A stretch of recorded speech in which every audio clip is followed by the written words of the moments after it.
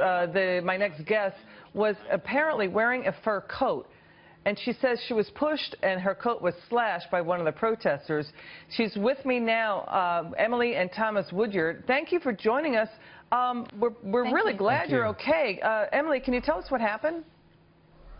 Yes, we were heading to our original gate to enter onto the blue section, and we were diverted to another because a protest was so vicious they did not want us down there.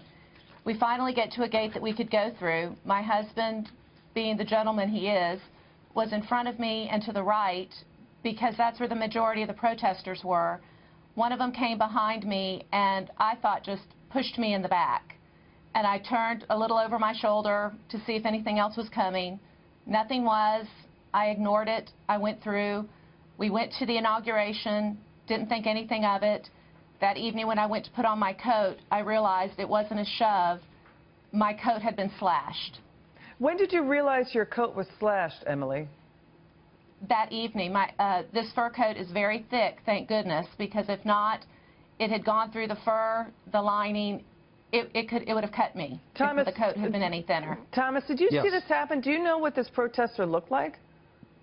No, I have no idea. It was hours before we realized what had happened, and she leaned over to fix her shoe during the inauguration, and I kind of thought it was just a natural cut of the coat to allow mobility. I didn't know any better, and it wasn't until later on that afternoon. But I suspect somebody with razor blades taped in their fingers just may have just gently brushed us or something like that. And you know, if it had hit skin, we would have known about it, but it almost did. But it wasn't until the afternoon when we actually realized what had happened. Emily, do you have the coat with you? Can you hold it up and just show the audience what happened?